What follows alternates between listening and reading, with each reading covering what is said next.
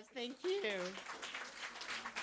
All right, our next storyteller, moving right along, is Jim Sands, who has been a journalist, an animal control officer, a snowmobile tour guide, and a community development worker. His first love was Sylvia Del Valle. Am I pronouncing that right? Who was the first girl he ever waltzed with in grade 7. And when he first he smelled her lemon scented shampoo, he was smitten for life. Certain citrus shampoos and dish detergents still bring on an immediate image of Sylvia hurtling back into his brain. My friend Jim Sands.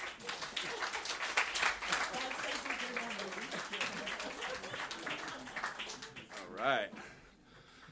Love. Well, you know, when I think about love, I think about one person. I think about Santa Claus. Anybody here love Santa Claus? Yeah. Who loves Santa? Come on, let's hear it for Santa Claus. And I particularly love Santa Claus because for the last 2 winters, 2 months of the year, I have been working as a Santa Claus in malls and tourist places and private parties all over the place in the Lower Mainland. I have a really busy month in November and December as a Santa Claus. Now, when I tell people this, they always say one thing. They say, how could you do that job? How could you stand all those screaming kids peeing on you? And I don't see it that way, man.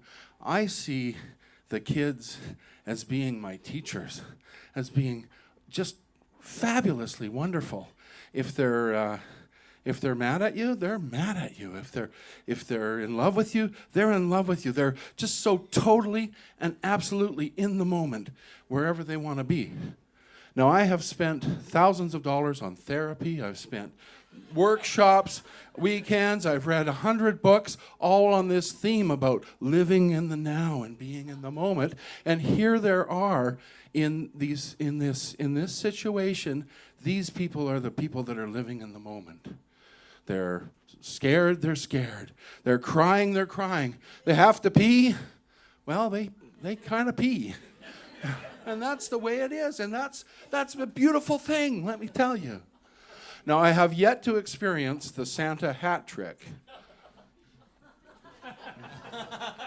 Y'all know what the Santa hat trick is, right? Huh? Pee, puke, and poo on the same day. But I think even in that situation, I would still be in love with these kids. So the best part of being a Santa is being in relationship to these children that are just so full of wonder. The worst part about being a Santa is when you're alone, when there's nobody around, because Santa's there to be in relationship with people. And so one day, I'm sitting in my chair in the Santa cabin at the Lynn Valley Mall. And it's a quiet day. It's early in the season. People haven't really started to line up for Santa. And it's been a half an hour since I've seen anybody. And I'm starting to get bored. And my mind's wandering. And then all of a sudden around this corner, this pair of eyes, these shiny eyes, they shine with wonder, just like the eyes of a 4-year-old. And they say, I hear this voice that says, Santa, can I come in? And I say, well, you're at the exit door.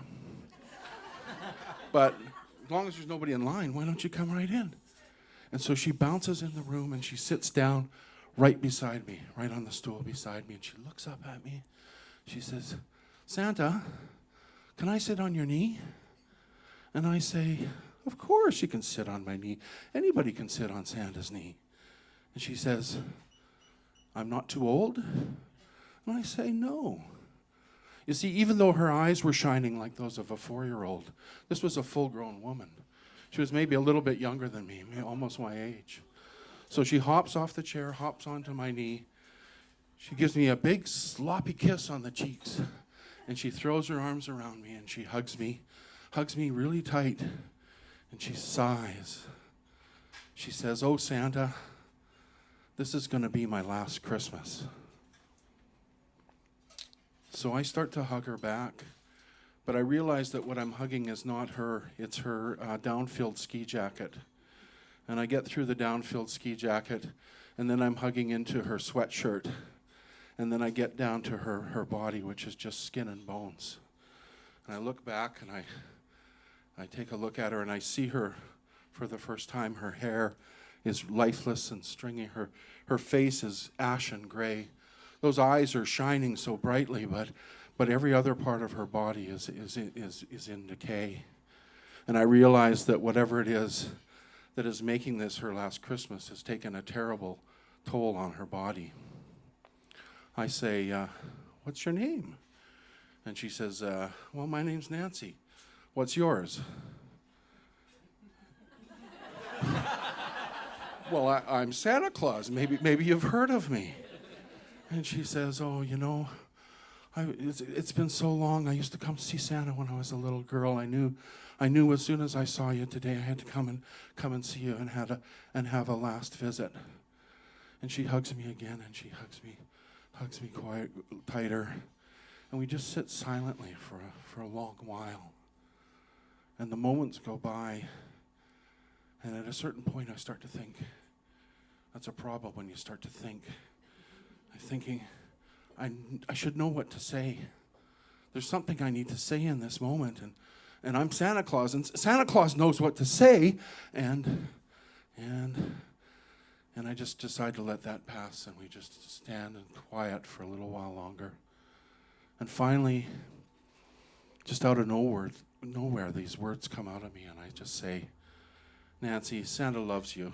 He wants you to be happy, and I'll be with you for the rest of your journey. And Nancy, she looks back at me, and she says, we're all on the same journey, Santa.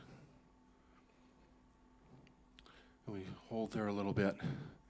And she lets go, and she gets up, and I give her a candy cane. And those bright eyes that shine like a 4-year-old, they bounce out the door onto the next adventure. Now, a 4-year-old, their eyes are so shiny because they're full of wonder. They're in love with the world. They're seeing the world, so many things. The magic, the mystery, the magnificence of life. They're seeing it all for the first time and trying to put it in. After a while, I realize that Nancy is filled with the magic, the mystery, the magnificence of life, because she's seeing everything for the last time. And to this day, I think about that day, and I thank Nancy for giving me that lesson that each moment is precious. Thank you.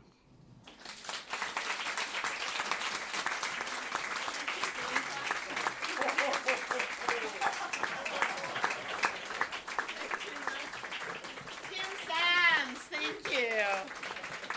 Thank you. One more round of applause.